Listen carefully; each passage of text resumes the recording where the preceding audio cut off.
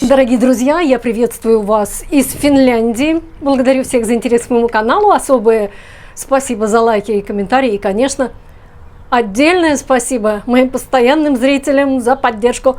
Спасибо, друзья! Сегодня я подготовила пару небольших сюжетов о Финляндии. И в конце очаровательная испанка Нурия расскажет о Пушкине в ее судьбе. Кому интересно, пожалуйста, проходите, присаживайтесь, устраивайтесь поудобней. Начнем с детективной истории.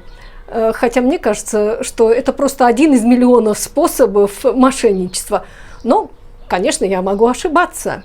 Со всех сторон магазины, заправки, аптеки, рестораны предлагают нам установить десятки различных приложений. S-мобили, Коплуша, Lidl Plus, Токмани, Присма, Алипа, заправки и т.п. и т.п. И каждое приложение – это еще чуть-чуть выгоды, персональные предложения. И только сегодня, только для вас 30% скидка на булочку с корицей. При регистрации вводишь свой номер телефона, даешь доступ к геолокации, на имейл получаешь письма, напоминания, бонусы капают, лепота. А теперь сюрприз! Иногда в этих приложениях появляются покупки, которые вы вообще не совершали. Просто потому, что кто-то ввел ваш номер телефона без пароля, без кода, без подтверждения. Обычный финн Яри Оямпера решил вернуть в Lidl какую-то вещь. Благо у него есть приложение Lidl Plus, и найти чек – это не проблема. Приложение все помнит. И каково же было удивление Яри, когда он увидел свеженький чек почти на 100 евро, оформленный где-то в Тампере, в 200 километрах от его дома. Хотя сам Яри в Лидле не был уже несколько недель, а в Тампере вообще не помнит, когда был в последний раз. Чек настоящий. Продукты, дата, время, конкретный магазин. Проблема в одном. Яри ничего этого не покупал. Проверил банковский счет. Списаний нет. Загадка. В его личном аккаунте от его имени чужие покупки. Яри связался с поддержкой Lidl. Ну, вы, конечно, уже догадались, что ему ответили. Да вот ей-ей, да вот никогда, да вот впервые. А вот и нет. Ему обыденно объяснили. На кассе просто кто-то ввел ваш номер телефона, и вся покупка записалась на ваш аккаунт.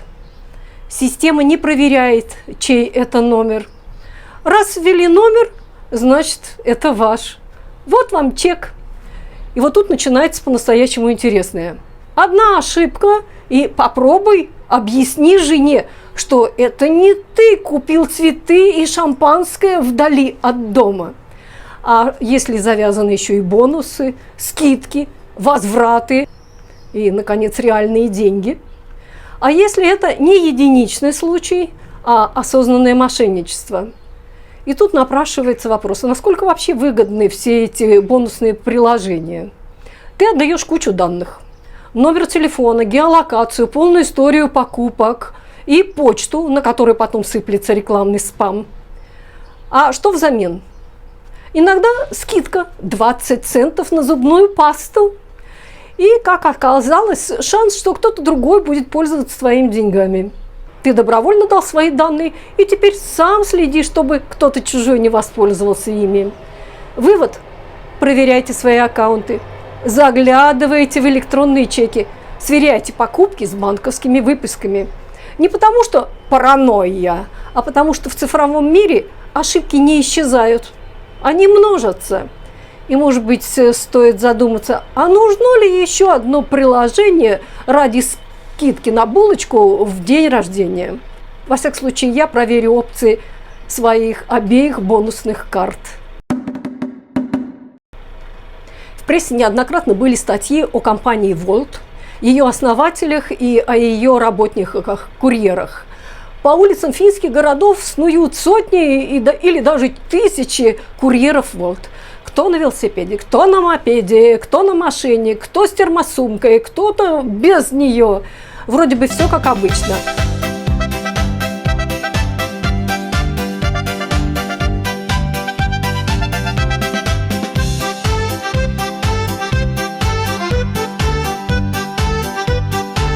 Оказывается, часть этих курьеров вовсе не те, кем кажутся. Журналисты выяснили, в Финляндии процветает схема аренды аккаунтов Volt. Один человек регистрируется, проходит все проверки, получает допуск, а потом передает аккаунт другому или другим за процент от заработка. В итоге доставкой занимается человек, о котором сам Volt ничего не знает. Ни имени, ни фамилии, ни гражданства, ни налогового номера. Такие арендаторы нередко находятся в стране нелегально, без вида на жительство, без разрешения на работу, без уплаты налогов, разумеется. Доход серый, ответственность нулевая. Арендодатель тоже в выигрыше. Сидит дома, получает дивиденды, а работает тот, кто снует по улицам. Иногда это студенты, иногда просители убежища, которые пока не имеют права на работу, но нуждаются в деньгах. А те, кто честно оформился и работает по правилам, остаются ни с чем. Им сложнее получить заказы, расценки падают, конкуренция становится искаженной.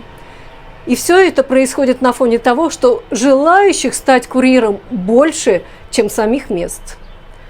Volt еженедельно сотрудничает более чем с 5000 курьеров, а в очереди еще десятки тысяч желающих.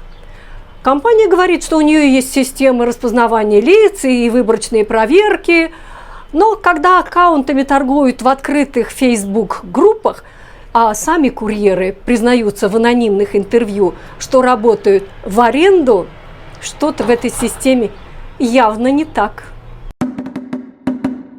Этот Volt и его нравы обсуждаются уже не первый год. И вот теперь из-за Volt в Финляндии может начаться волна депортаций. Многие курьеры Volt работали в стране как предприниматели и на этом основании получали вид на жительство. Ну а теперь все. Верховный суд Финляндии признал, курьеры, работающие через платформу, не являются предпринимателями. Это обычные наемные работники, только без соцгарантий и без трудового договора. Что это значит на практике? Теперь миграционные органы не смогут выдавать разрешение на пребывание в стране тем, кто подает документы как предприниматель Volt. Оснований для этого больше просто нет. И в этой ситуации оказался, например, молодой человек по имени Годфри, выпускник финского вуза, инженер по искусственному интеллекту. Он завершил обучение, студентов быть перестал, а постоянной работы найти не смог. Чтобы не остаться без дохода, он стал работать курьером Volt и подал заявление на вид на жительство как предприниматель. А теперь его заявление могут отклонить, и Годфри рискует получить предписание покинуть страну. So you don't know if you can stay in Finland or not. As it is, it looks like that. Таких, как он, десятки. Каждый год около 300 иностранцев в Финляндии получают предпринимательскую визу на основании доставки еды. Теперь эта возможность закрыта. У многих срочные письма от Мигрии. Либо отзывайте заявление, либо предъявляйте другие бизнес-планы. Срочно! Ирония судьбы в том, что Годфри специалист именно в той сфере, которую Европа считает стратегической – искусственный интеллект и машинное обучение. Но ему даже не удалось найти здесь стажировку, не говоря уж о постоянной работе.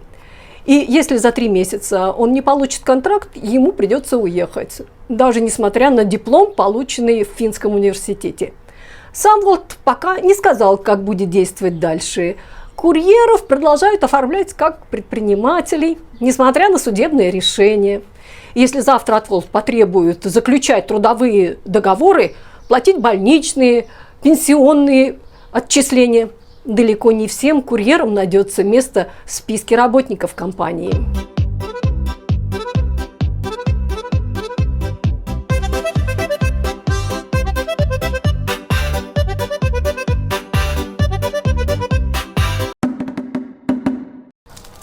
С четверга у финнов начинается праздник Юханус, и большинство горожан разъедется по дачам. Так что туристы, не пугайтесь, увидев в эти выходные вымершие города. Все живы-здоровы, просто выехали на природу. Ну и на прощание очаровательная испанка Нурия расскажет нам о Пушкине в ее судьбе. Благодарю за внимание и всем приятного просмотра. Откуда русский язык? Почему русский язык? Никто в моей семье не говорит по-русски, и никто им не интересовался. Это все случайно. Когда мне было 15 лет, у нас в школе была очень крутая учительница. Вы знаете таких людей, которые говорят с такой страстью, что ты просто слушаешь с открытым ртом и не можешь оторваться, потому что все всегда интересно. Она была такой. Однажды на уроке она сказала: «Преступление и наказание изменило мою жизнь. Вот книга». И я такая: берем.